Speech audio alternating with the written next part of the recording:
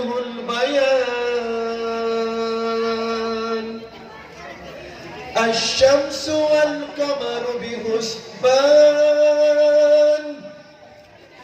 والنجم والشجر يسجدان والسماء رفعها ووضع الميزان ألا تطغوا في الميزان وأقيموا الوزن بالقسط ولا تخسروا الميزان والأرض وضعها للأنام فيها فاكهة والنخل ذات الأكمام والحبة الأسف والريحان. Mari bersama-sama. فبأي آلاء ربكما تكذبان. إن الحمد لله نحمده ونستعينه ونستغفره ونعوذ بالله تعالى من شرور أنفسنا ومن سيئات أعمالنا من يهده الله فلا مضل له ومن يضلل فلا هادي له أشهد أن لا إله إلا الله وحده لا شريك له وأشهد أن محمدا عبده ورسوله لا نبي بعده. قال الله تعالى في كتابه الكريم يا أيها الذين آمنوا اتقوا الله حق تقاته ولا تموتن إلا وأنتم مسلمون.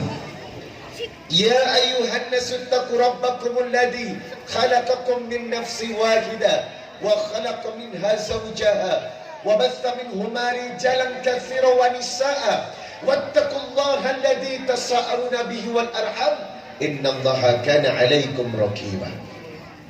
يا أيها الذين آمنوا اتقوا الله وقولوا قولا سديدا يصلح لكم أعمالكم ويغفر لكم ذنوبكم ومن يطع الله ورسوله فقد فاز فوزا عظيما. أما بعد فإن أصدق الحديث كتاب الله وخير الحديث هدي محمد صلى الله عليه وسلم وشر الأمور محدثاتها وكل محدثة بدعة وكل بدعة ضلالة وكل ضلالة في النار.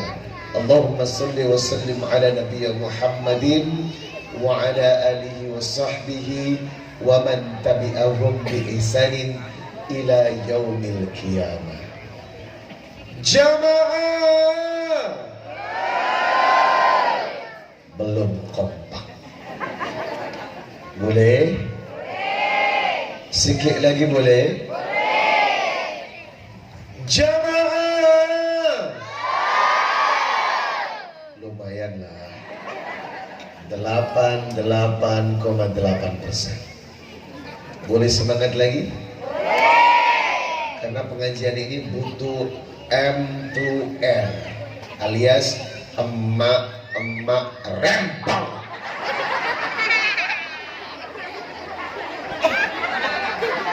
Boleh sekali lagi? Jamaah.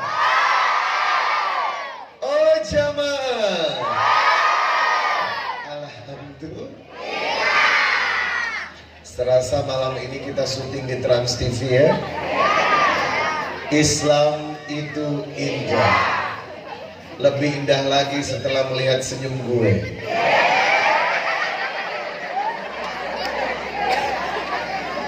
Ya Allah, itu ada foto saya ya. Sama nggak? Ganteng mana? Ini apa ini? Ganteng fotonya. Jamaah, segala syukur kita panjatkan kepada Allah karena hari ini kita dipertemukan di tempat yang mubarak. Dan saya berdoa semoga yang berada di tempat ini pulang membawa berkah, rezekinya berkah, rumah tangganya bahagia, anak-anaknya menyejukkan jiwa, dan insya Allah tahun depan ke Baitullah.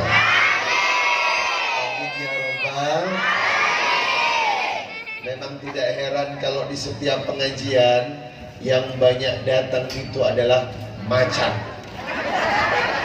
Apa itu macan? Emak-emak cantik. Nah, subhanallah, apalagi di hadapan saya ada para Nelly alias nenek lincah. Ya Allah, nenek-nenek aja ngefans sama gue, apalagi yang muda. Mudah-mudahan datang ke sini bukan cuma pengen melihat lesung pipit gue. Luruskan niat, kita duduk di tempat ini dalam rangka mengubah rasa cinta kita agar semakin dekat kepada Allah. Innamal a'malu binniyat wa innamal likulli imri'in ma nawa. Faman kanat hijratuhu ila Allah wa rasuli fa hijratuhu ila Allah wa rasuli. Siapa yang datang dalam rangka memperbaiki iman, maka insyaallah pulang membawa berkah.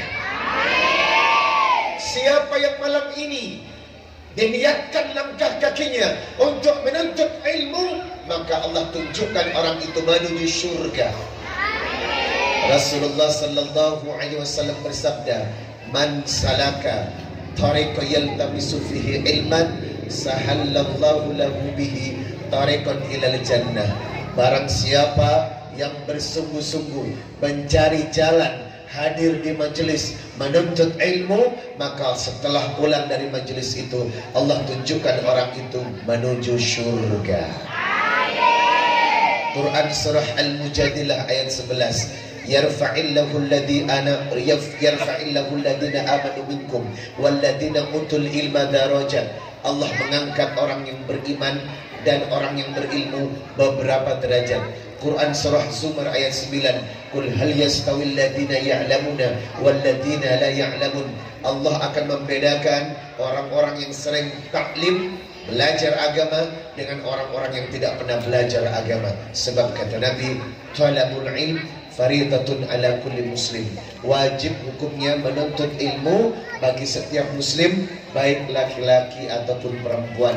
Semoga apa yang saya sampaikan insyaallah menjadi bekal dan kekuatan agar kita semakin dekat kepada Allah.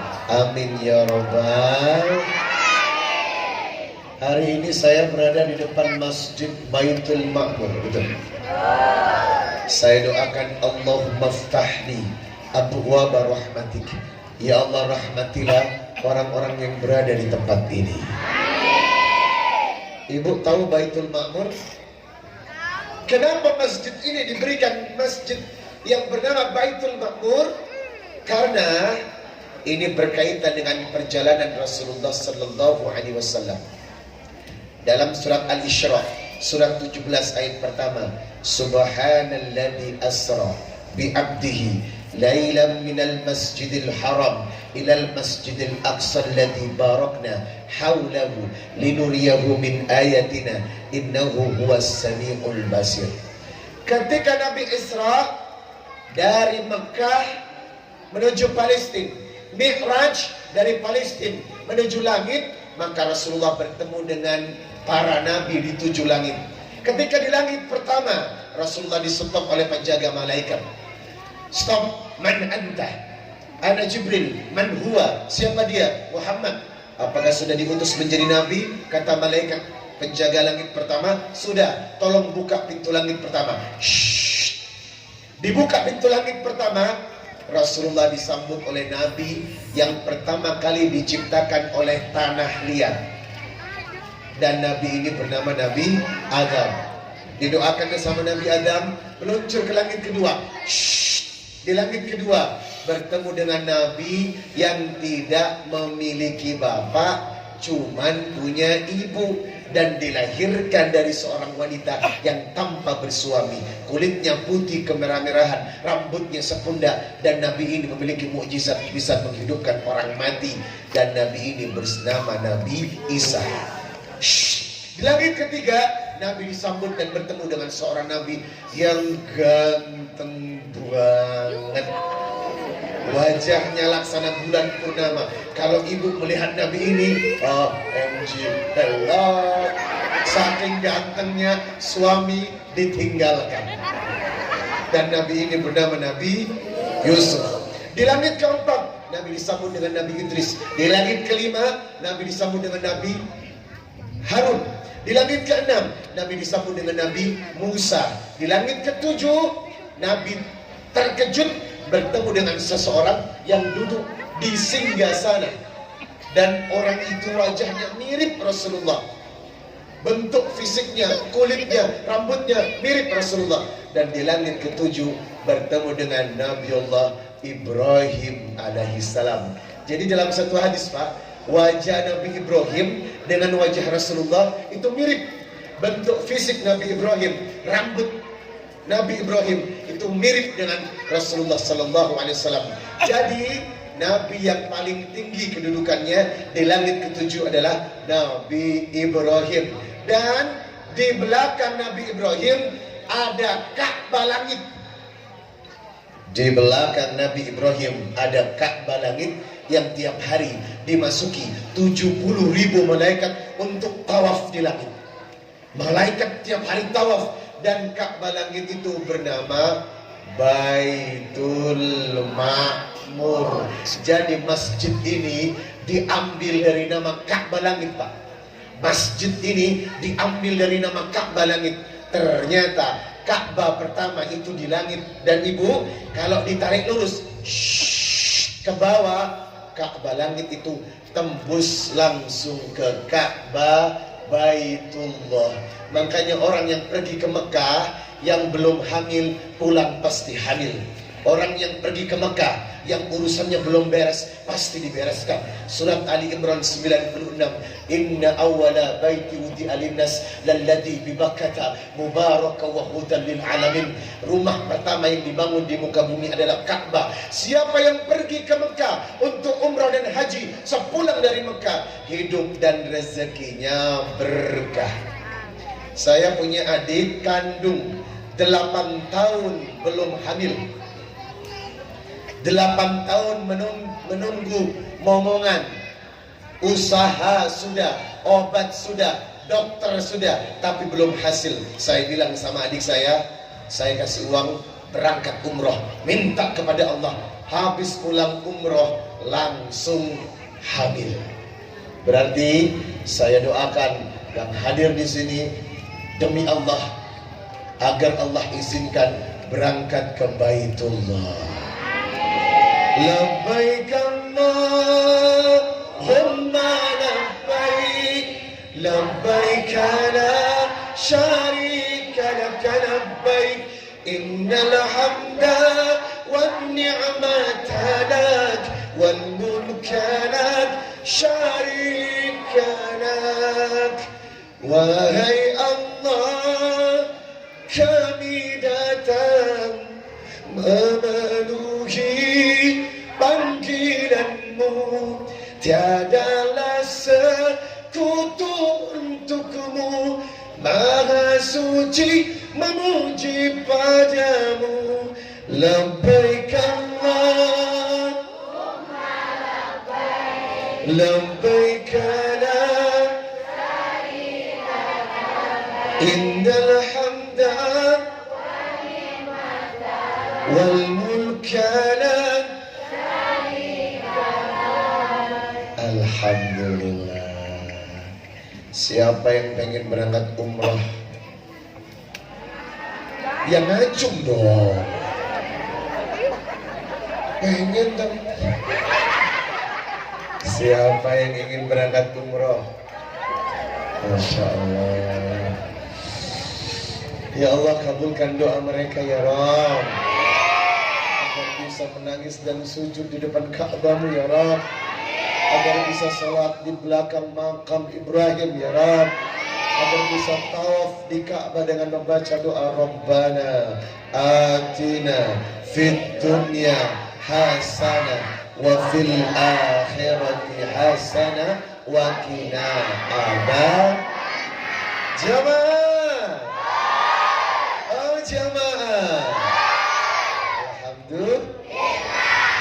Yang saya hormati Bapak Penghulu Desa Bahtera Makmur. Ibu tahu Bahtera? Mengingatkan kita kepada kapal Nabi Nuh, betul? Bahtera Makmur diharapkan mudah-mudahan desa ini la fatahna alaihim barakatim minas sama'i wal ard. Semoga desa ini diturunkan berkah dari langit dan bumi. Semoga kepala desanya banyak rezeki sehingga bisa membantu masyarakat. Ada orang mau nikah gratis, ada orang mau sunatan gratis, ngurus KTP gratis, bikin SIM A, SIM B, SIM C gratis. Semua dibiayai kepala desa. Asik nggak?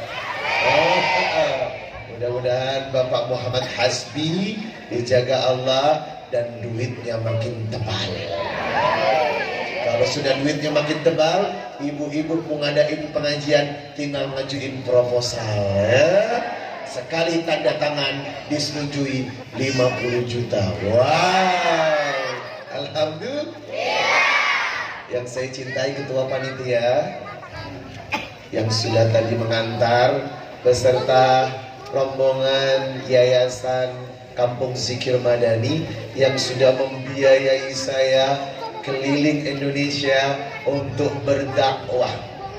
Dan Bapak Ibu, dalam Quran Fussilat ayat 33, "Wa man ahsanu qawlan mimman da'a ila Allah wa 'amila shalihan wa qala innani minal muslimin."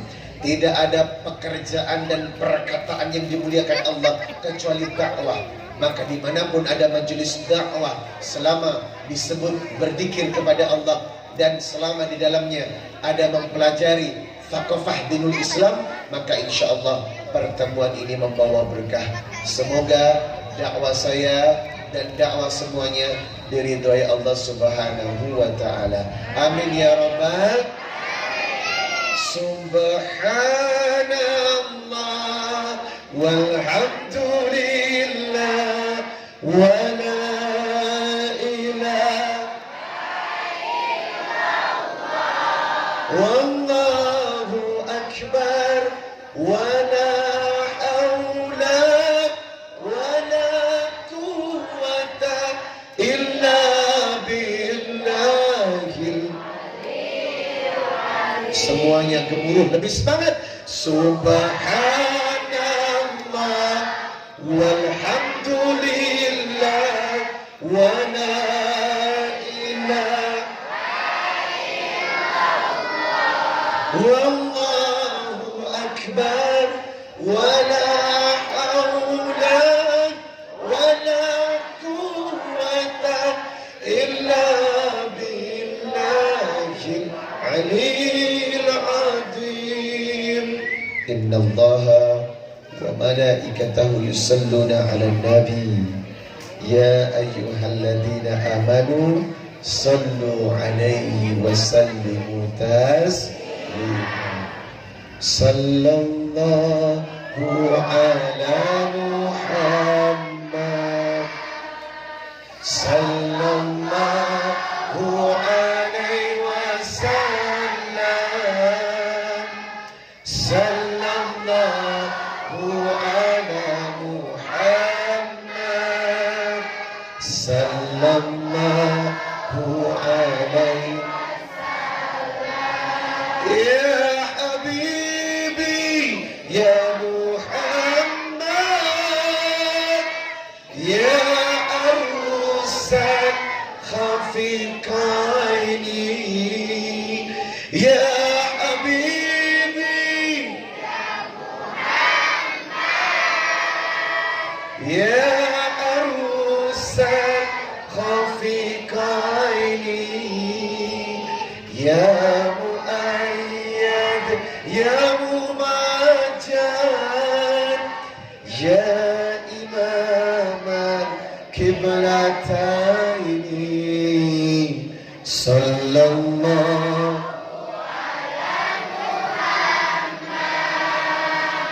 sallallahu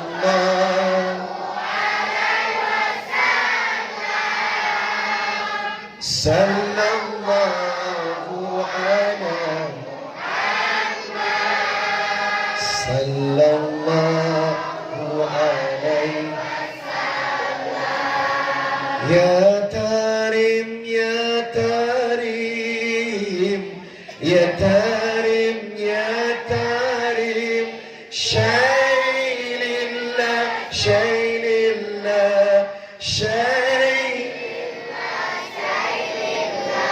salatullah salamullah ala tuha rasulillah salatullah salamullah ala yasin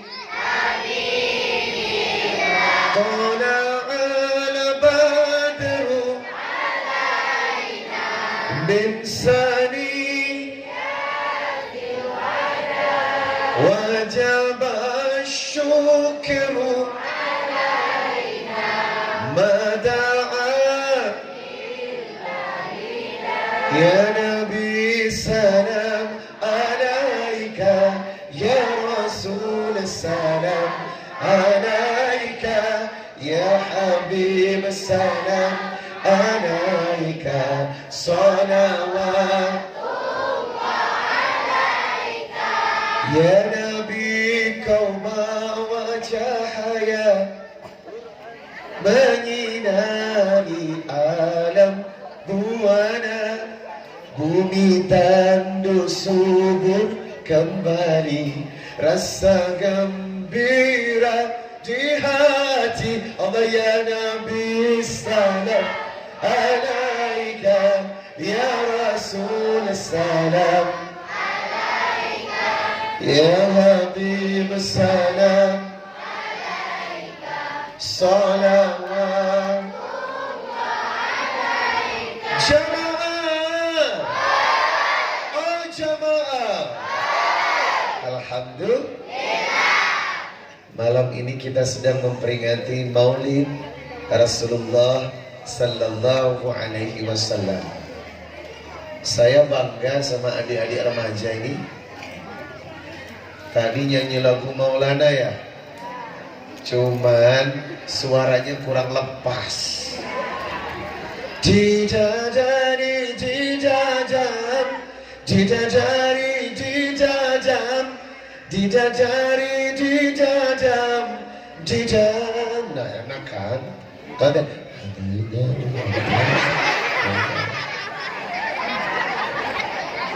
Belum lagi cowoknya, vokal B-nya rendah banget. Kalau tampil, be yourself, jadi diri kalian sendiri. Kalau kalian sudah on the stage, berada di atas panggung, berarti orang percaya kepada kalian, you will best, kalian akan jadi yang terbaik, betul. Mental harus berani. Ya Maulana, Maulana, Ya Sami doana, Maulana, Ya Maulana, Ya Sami doana. Enak kan? Tadi kan gak apa-apa, nanti kita semangat lagi ya. Nanti temenin saya ya, oke? Jamaah, kita beruntung punya anak-anak muda seperti ini. Kenapa? Rasulullah bersabda, sab'atu yudhilluhumullah fi dhillihi yawma la dhilla illa dhilluhu. Ada 7 perlindungan Allah yang diberikan kepada 7 orang. Salah satunya syabun nasa'a bi ibadatillah, anak-anak muda yang siap mengabdi kepada Allah. Kalau masjid sudah punya remaja masjid, kalau masjid ada anak-anak muda, berarti insya Allah masjid itu makmur. Makanya saya titip kepada anak-anak remaja masjid, jadi orang yang have the confidence, punya percaya diri. Tahu nggak? Kenapa gue ada di sini? Kenapa aku bisa menjadi penceramah TV? Karena dulu saya ketua remaja masjid Baitul Makmur dan Pasar Bali. Jadi kalau dengar Baitul Makmur, ini mengingatkan aku kalau ternyata aku pernah jadi the leader, pemimpin di situ. Makanya kalau ada remaja masjid, tolong ketua yayasan support dia untuk kegiatan-kegiatan yang bermanfaat. Jujur, anak muda, gue suka gaya lo. Kalau sudah pengajian ada anak-anak muda Bapak, insya Allah berkah. Karena apa? Mereka generasi penerus, betul. Kalau tidak ada mereka, garda terdepan kita siapa? Makanya regenerasi perlu, karena mereka adalah calon pemimpin yang akan menggantikan pengurus lama memegang kendali Masjid Baitul Ma'mur ke depan, betul? Adik-adik, soleha ya, soleh ya, insya Allah berkah. Amin ya Rabbal.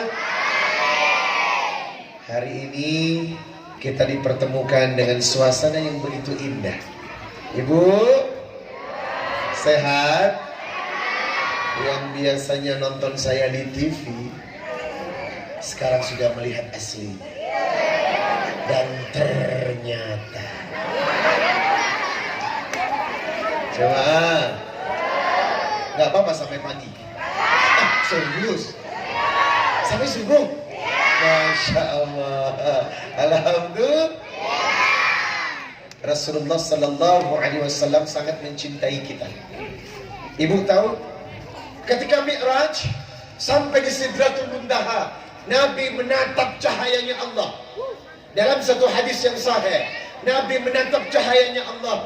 Dan apa yang terjadi? Keluar satu kalimat dari bibir Rasul, At-tahiyatul mubarakatus salawatut thayyibatu lillah. Dijawab sama Allah, Assalamu alayka ayyuhan nabiyyu wa rahmatullahi wa barakatuh. Dan Rasulullah menangis, Bu. Bapak Rasulullah menangis. Dia ingat kepada umatnya, dia cinta kepada umatnya. Apa jawaban Nabi? Assalamu alayna wa ala ibadillahis salihin. Salam dan doakan aku dan umatku agar semua yang hadir di sini tergolong hamba-hamba yang soleh. Allahu Akbar. Anda diperjuangkan di langit, ibu diperjuangkan di langit, bapak diperjuangkan di langit. Apa yang Rasulullah perjuangkan? Keselamatan kita. Apa yang Rasulullah mintakan? Kebahagiaan kita. Apa yang Rasulullah minta? Agar umatnya bahagia di dunia dan di akhirat. Kalau ada pertanyaan, mana yang Rasulullah cinta? Istrinya atau umatnya, Pak? Kalau ada pertanyaan, siapa yang Nabi sebut ketika akan wafat? Anaknya atau istrinya? Ibu, ketika sakaratul maut, ketika Nabi akan wafat, siapa yang disebut? Ummati, ummati, ummati. Yang disebut adalah Anda. Yang disebut adalah Anda. Rasulullah tidak pernah menyebut Aisyah. Rasulullah tidak pernah menyebut Khadijah. Rasulullah tidak pernah menyebut anak-anaknya. Tapi yang disebut ummati, ummati. Berarti apa, Bu? Rasa cinta Nabi kepada kita luar biasa. Dan sebaliknya, malam ini kita harus tunjukkan rasa cinta kepada Rasulullah. Dengan cara apa? May yuti'ir Rasul faqad atau Allah. Siapa yang mengikuti Rasulullah dalam ibadah, akhlak dan muamalah, maka tandanya ia taat kepada Allah. Mari hari ini totalitas kita berjuang kepada Rasulullah, mencintai Rasulullah. Sebab Rasul telah memperjuangkan Anda di langit. Sebab Rasul telah menyebut Anda sebelum beliau wafat. Maka sebaliknya kita pun akan berjuang untuk mencintai Rasulullah Sallallahu Alaihi Wasallam. Jamaah, apa yang Rasulullah tinggalkan buat kita, Ibu? Ada nggak? Ibu ngerasa nggak sih? Ada hadiah, Pak. Ada pusako. Ada pusaka yang Nabi titipkan kepada Anda. Ada pusaka yang Nabi titipkan kepada Ibu. Siapa berpegang teguh pada pusaka ini, maka Allah menjamin hidupnya bahagia. Pertanyaannya, pusaka apakah itu? Rasulullah bersabda, taraktu fikum amrayni lan tadillu ma tamassaktum bihima, kitaballahi wa sunnata rasulihi. Dua perkara yang aku tinggalkan kepada umatku, selama umatku berpegang teguh kepadanya tidak akan pernah sesat, Quran dan hadis. Berarti saya dan Anda menerima dua pusaka yang wajib dijalankan dalam kehidupan, yakni Al-Quran dan hadis. Jamaah, Allahumma rahamna bil Quran. Semuanya, waj'alhu lana imaman wa nuran wa hudan. Allahumma dhakkirna minhu ma nasina wa 'allimna minhu ma jahilna warzuqna tilawatahu ana wa akram waj'alhu lana hujjatan ya.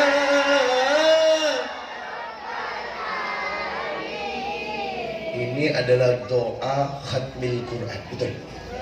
Kalau habis membaca Quran ditutup dengan doa ini, kita mengharap keberkahan dan kekuatan dari Allah. Jamaah, kalau memang Anda mengaku cinta Rasul, kalau memang Anda memperjuangkan Rasul dan betul-betul cinta kepada Nabi, maka harus membawa dua pusaka ini dalam kehidupan, Quran dan hadis. Sekarang pertanyaannya, apa fungsi Quran, Ibu? Apa fungsi Quran? Pertama, Quran itu al-huda, petunjuk. Alif lam mim. Dzalikal kitabu la raiba fihi hudan lil. Ternyata Quran itu petunjuk orang-orang yang bertakwa. Maka siapapun yang hidupnya ingin mendapatkan petunjuk Allah, selalu bercermin kepada Al-Quran. Maka siapapun yang ingin keluarganya bahagia, sakinah mawaddah warahmah, maka pakailah aturan-aturan Al-Quran untuk mengatur hidup kita. Ibu, angkat tangan yang pengen jadi istri yang soleha. Setiap yang tampak oleh mata itulah perhiasan dunia. Namun yang paling indah di antara semua, bersama-sama ya, hanya istri. Masih sedikit, lebih keras lagi. Hanya istri. Sedikit lagi, naik lagi. Hanya istri.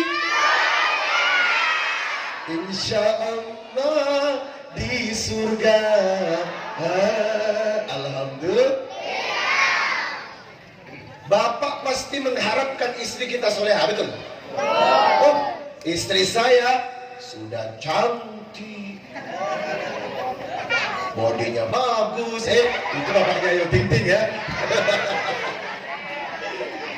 Istri saya, Masya Allah, cantik luar dalam. Sudah cantik fisik, saya didik untuk menjadi istri yang cantik dalam. Karena terkadang ada yang cantik wajahnya, hatinya burik. Dan ada yang jilbabnya lebar, bajunya lebar, mulutnya cantik wajahnya, suka ngomongin orang najis terlalu. Ada? Ada. Cantik, hatinya dengki, SMS, suka melihat orang sedih, sedih melihat orang senang. Kalau ada tetangga beli motor, pingsan. Nah, yang diharapkan bukan cuma cantik fisik, tapi cantik hati. Nah, inilah perintah dalam Quran surah An-Nisa 34. Fasalihatun qanitatun hafidatun lil ghaibi bima hafidallah. Wanita yang soleha cirinya dua. Yang pertama, taat kepada Allah dan taat kepada suami. Oh my God.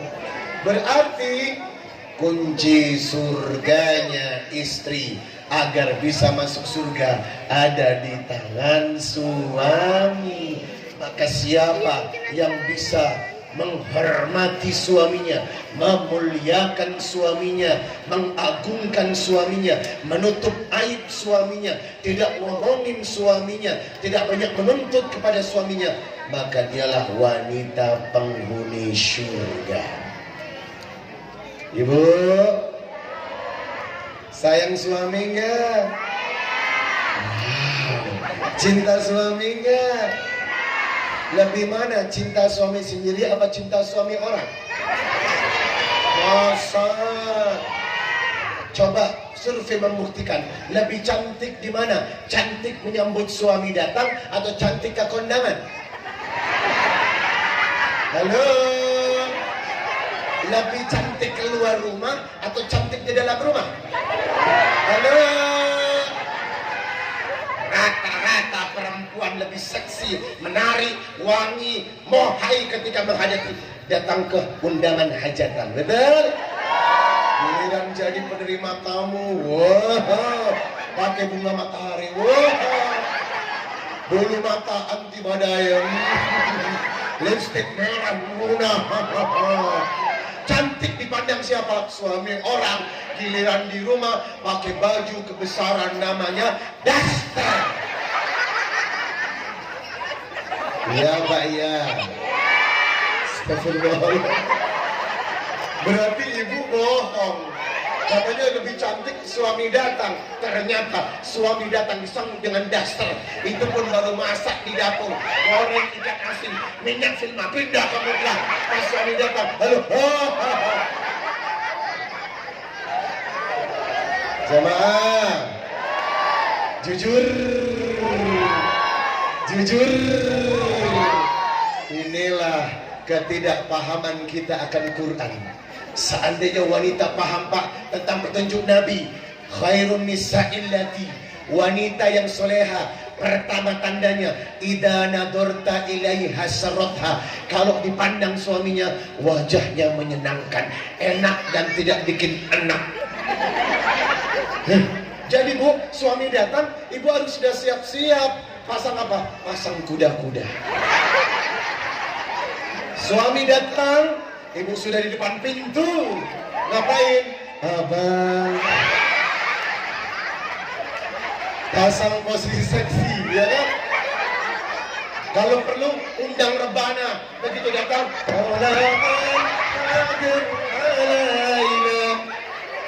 suami datang heran. Kenapa istri saya?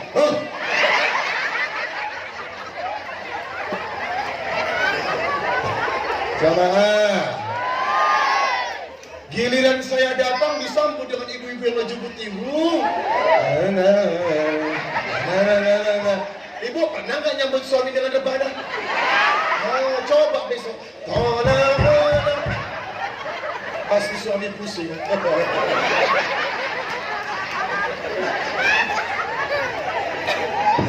Jamaah, ayo dong jadi wanita yang soleh. Jadi betul-betul wanita yang baik. Idza nadarta ilaiha sarratha, kalau dipandang suami wajahnya sumringah.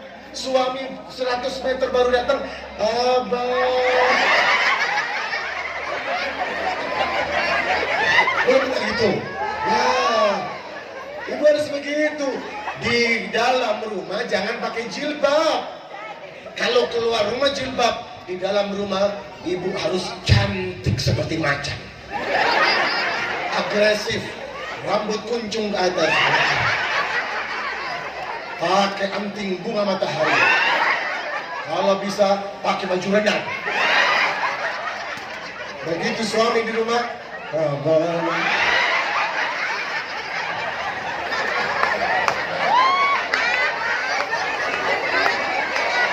Ya Allah.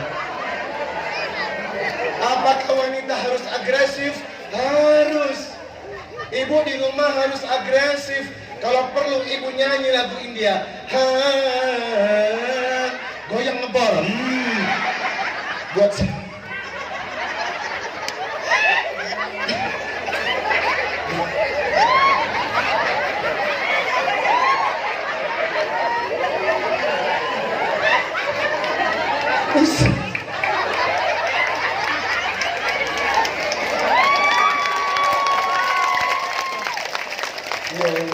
istighfar saya. Jemaah, ibu harus tahu, Pak. Suruh baca surat Ali Imran ayat 14. Zuyyina linnas hubbus syahawati minan nisa wal banina wal qanatiril muqantarati minad dhahabi wal fiddati wal khairil musawwamati wal an'ami wal harth dzalika mata'ul hayatid dunya. Ibu,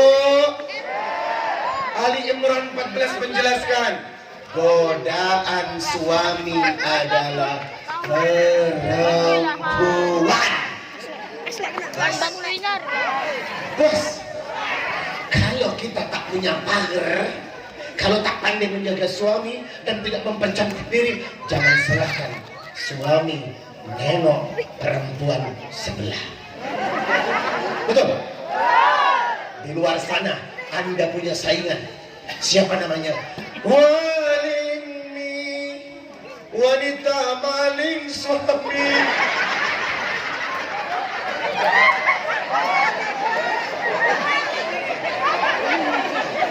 Jemaah, jangankan orang biasa, ustadz aja tergoda.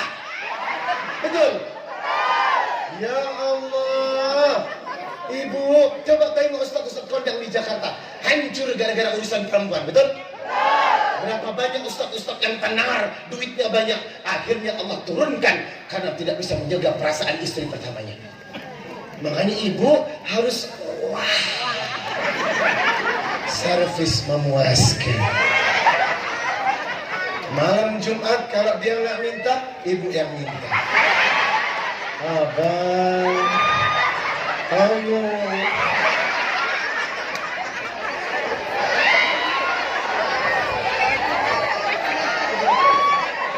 Jemaah.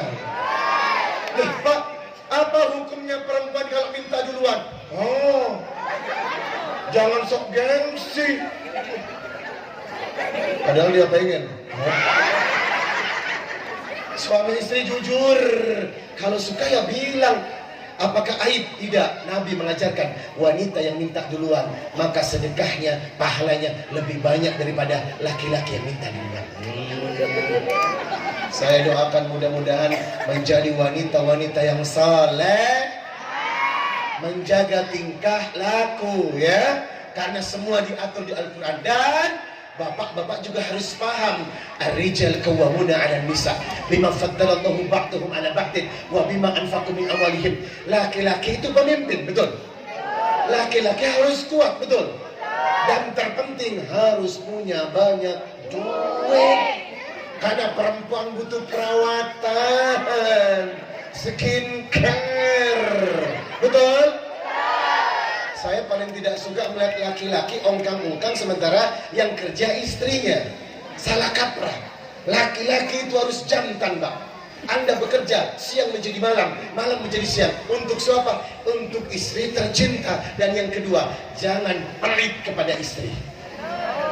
Laki-laki harus loyal. Siapa yang baik kepada istrinya, memberi rezeki, maka rezekinya akan bertambah kali lipat. Karena apa?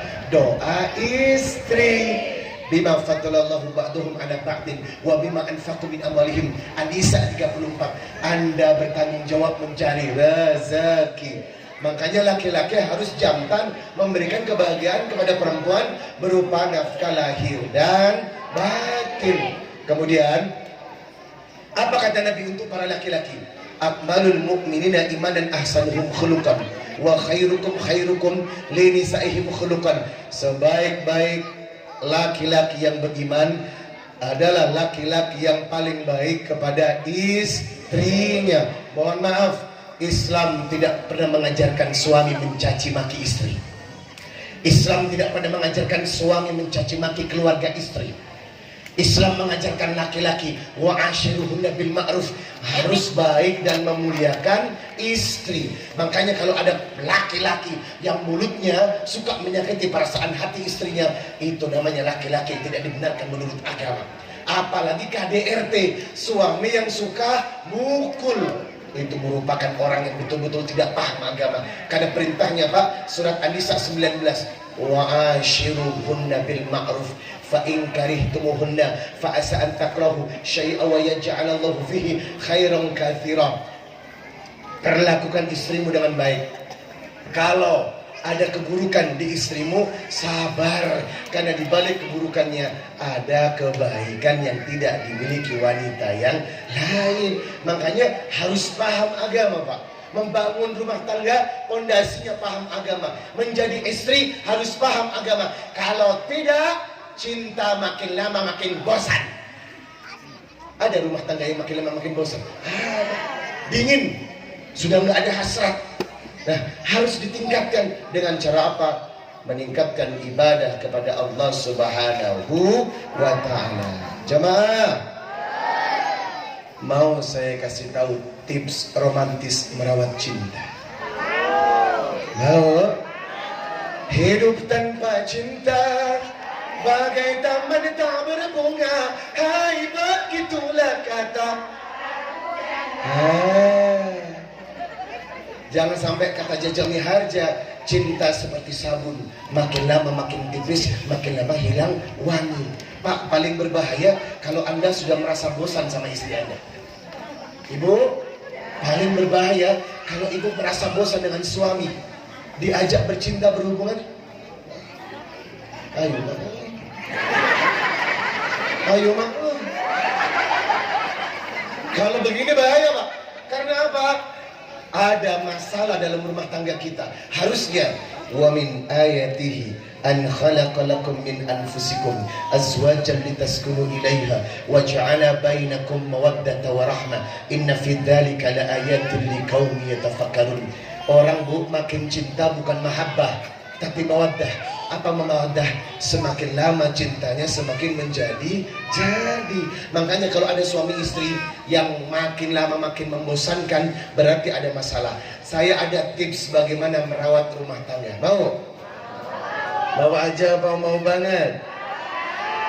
Rasulullah sallallahu alaihi wasallam bersabda, rahimallah rajulan, Allah merahmati laki-laki, qama minal laili fasallah, yang suka bangun sholat malam, wa aikodo imro'atahu, dibangunkanlah istrinya, fasolat, untuk sholat berjamaah.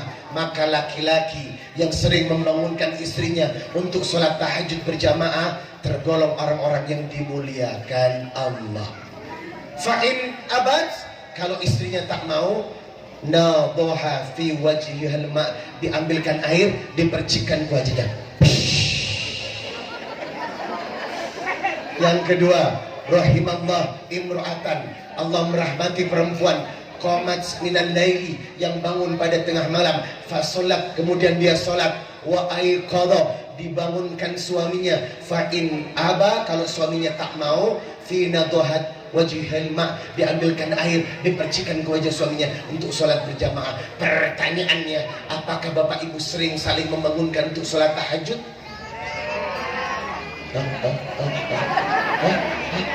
Harusnya ikuti Nabi Pak, ikuti Nabi. Bagaimana merawat cinta? Karena cinta itu Pak turunnya dari hati, dan ternyata hati dipelihara oleh Allah, zat yang maha membolak-balikkan hati. Maka seseorang yang ingin cintanya dirawat, suami istri, seringlah melaksanakan sholat tahajud. Ustadz, apakah boleh suami istri sholat berjamaah tahajudnya? Boleh, boleh. Maka Rasulullah bersabda, idza aiqadar rajulu qama ahlihi, apabila ada seorang suami yang membangunkan keluarganya, fasallaya, untuk sholat bersama-sama, au shalla rak'ataini jami'ah, atau sholat tahajud bersama, kutiba lahu, dicatat, fadzakirina wadzakirat, suami istri yang rajin berzikir. Makanya untuk merawat cinta bukan karena rupiah, betul? Untuk merawat cinta bukan karena harta, betul? Untuk merawat cinta bukan karena istri polisannya cantik, tetapi cinta huna. Aina cinta huna, mawaddah huna, cinta itu di sini. Dan siapa yang bisa merawat cinta? Allah. Untuk merawat cintanya Allah, kita harus mendekatkan diri dengan memperbanyak sholat sunnah.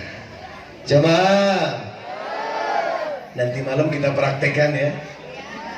Abang, abang, itu Elvi kalau manggil suaminya, abang, han. Bangunin abang kita, ngapain? Buat sholat tahajud. Nah abang bangunin istrinya juga dong, ya kan? Neng,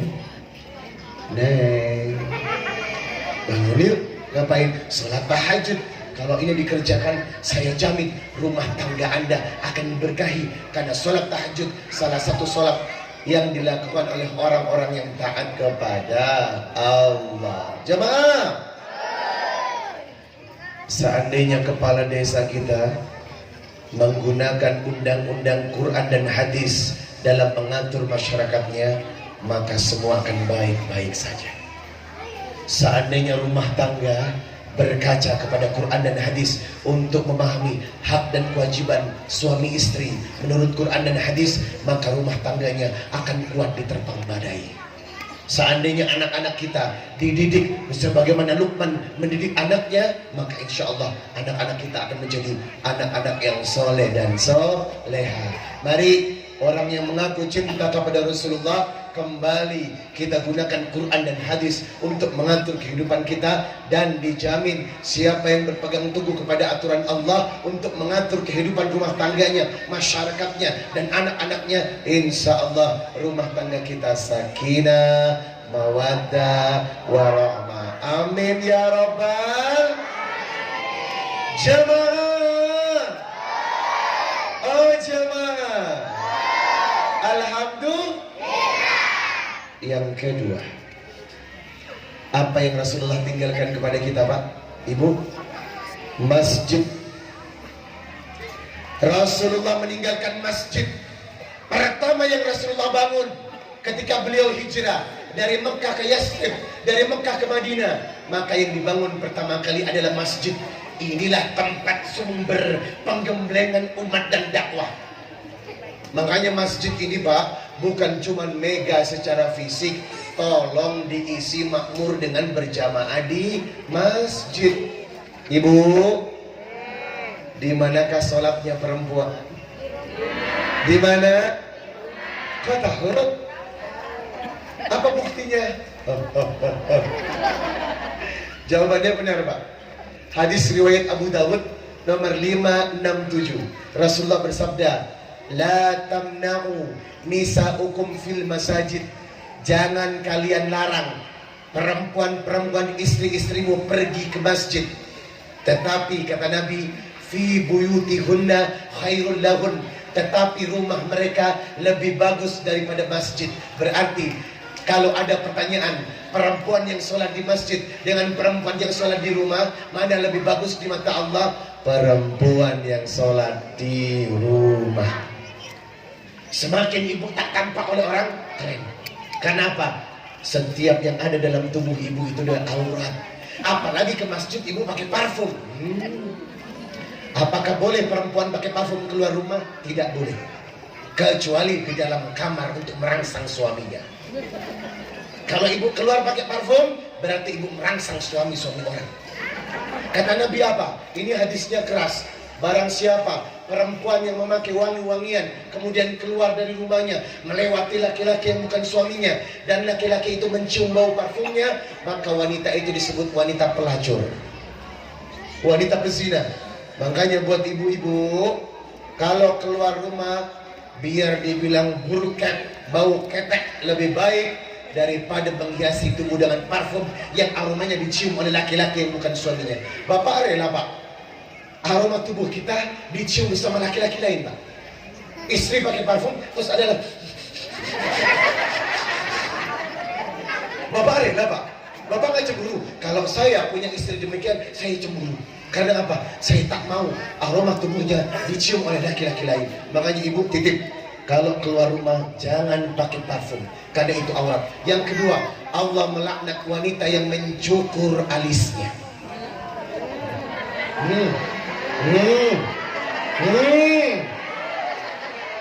Allah melaknat perempuan yang mencukur alisnya. Ustaz, dicabut sikit boleh? Tak boleh. Biarkan alis ini alami, gondrong-gondrong deh. Gak usah cikar-cikur, cikar. Karena kebanyakan kadang perempuan pengen cantik, dikuris betul.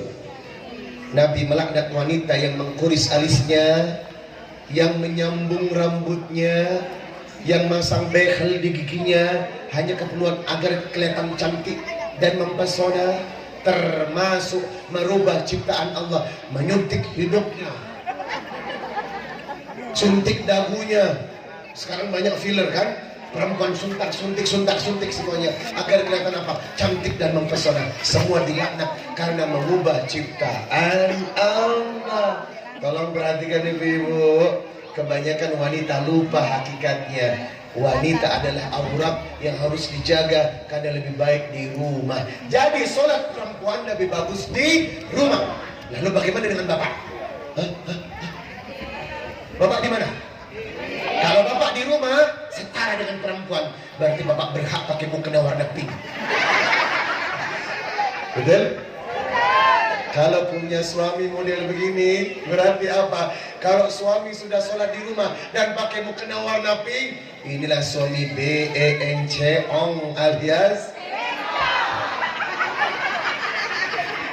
jamaah. Maaf Pak, maaf, 1000 maaf. Perhatikan Masjid Baitul Makmur. Kalau masjid ini sholat Jumat penuh, kalau sholat subuh, astagfirullahaladzim. Laki-laki wajib di masjid. Sampaikan kepada masyarakat yang mendengar, laki-laki wajib di masjid. Kalau sampai laki-laki meninggalkan masjid, berarti apa kata Nabi? Man sami'an nida falam ya'tihi fala sholata lahu illa min udrin. Kalau ada laki-laki mendengarkan adzan sengaja tidak ke masjid untuk menunaikan sholat berjamaah, maka walaupun dia sholat di rumah, sholatnya tidak diterima. Biarin aja.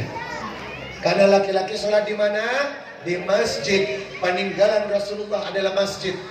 Peninggalan Nabi yang wajib kita amanatkan adalah masjid. Maka hiasi masjid, karena inilah sumber peradaban. Bahkan orang Yahudi berkata, orang Islam ini akan hebat kalau sholat subuhnya sebanyak sholat Jumat. Kenapa orang Yahudi bilang sholat subuh? Karena memang keberkahan dimulai dari pagi hari. Allahumma barik li ummati fi bukuriha. Rasulullah selalu mendoakan umatnya di pagi hari. Makanya kalau sholat subuh adanya beda, betul? As-salatu khairum minan naum. Bapak tidak mengkaji Pak, kenapa subuh adanya beda? Bapak tidak sadar Pak, kenapa subuh adanya beda? Karena sholat subuh adalah sholat yang menentukan umat Islam maju atau mundur. Kalau di masjid yang sholat sedikit, berarti umat Islam itu mundur. Apalagi para suami dan laki-laki sholat di rumah tidak di masjid, maka umat Islam akan mundur. Maka kita berdoa, mudah-mudahan Baitul Makmur selalu makmur. Amin ya Rabbal. Yang terakhir, masih kurang? Serius? Asik ngeliat wajah gue. Ya Allah. Ibu, masih semangat? Boleh curia, boleh kan gana, hame ho gaya, tera sajana, tere bin jione, yula kadame, tumhara jaya. Berarti belum ngantuk nih. Jawab. Yang ketiga, Nabi menitipkan akhlak. Ibu, Nabi menitipkan apa?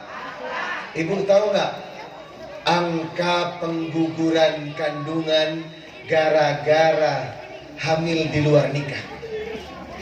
Tiap tahun rumah sakit mencatat Perempuan yang aborsi, membuang anaknya, dikira terus meningkat gara-gara perbuatan zina. Berarti apa? Di zaman Rasulullah belum pernah ada bayi dibunuh dalam perut. Zaman sekarang ibu, banyak bayi dibunuh dalam perut.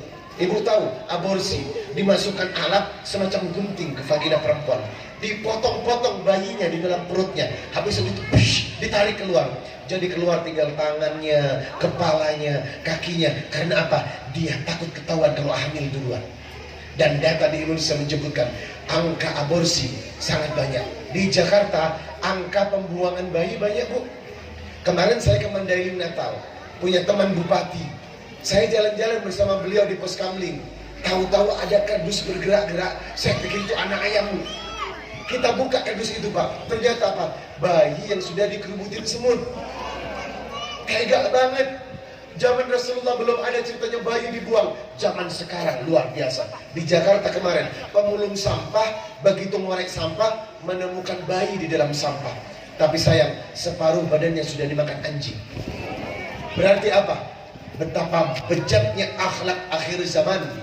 Perzinahan, anak muda pacaran, ciuman, dan lain sebagainya. Tontonan-tontonan di TV tidak mendidik semuanya. Inilah yang membuat Rasulullah menitipkan akhlak, karena semakin buruk akhlaknya umat. Na'udzubillahi min dzalik. Maka kita berdoa, mudah-mudahan adik-adik nih say no to pacaran. Oke? Jangan pacaran. Kalau kawin aja sekalian. Pacaran jangan. Ibu jangan bangga kalau anaknya pacaran ya. Haram hukumnya. Anak-anak laki nih, ingat, jangan nonton video porno di handphone. Emang gue nggak tahu kelakuan lo? Bapak, data ini cukup mengejutkan loh. Rata-rata anak-anak yang duduk di bangku SMA 95,8% pernah nonton video porno. Coba bayangkan, ibu nggak sedih, Bu? Sedih banget. Mereka belum menikah tapi sudah melihat orang-orang yang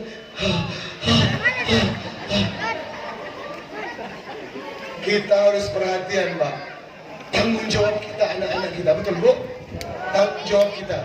Ya ayyuhalladzina amanu qu anfusakum wa ahlikum nara. Jagalah dirimu, keluargamu, dan anak-anakmu dari api neraka. Mari yang terakhir kita kembangkan akhlak, sebab kata Nabi, innama bu'istu liutammima solihan akhlak. Nabi diutus salah satunya untuk memperbagus akhlak. Ibu, akhlak ibu apa kabar? Angkat tangan yang belum pernah ngomongin orang. Halo. Halo. Astagfirullah. Berarti Anda ngomongin orang. Allahu Akbar. Inna lillahi wa inna ilaihi raji'un. Wanita muslimah tidak dikatakan berakhlak kalau suka membuka aib dan menggunjing aib orang.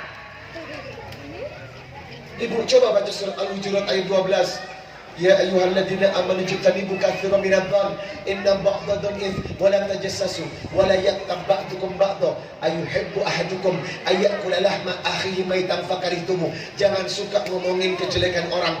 Orang yang suka ngomongin kejelekan orang seperti makan bangkai saudaranya yang sudah mati. Sekali ngomongin orang, ibu mulutnya bau bangkai. Karena apa? Kita terkadang terlalu sok suci menilai orang, sementara kita juga sangat hina. Betul? Gak usah ngurusin orang. Buat apa? Bukan hak Anda. Ngumpul-ngumpul di pengajian.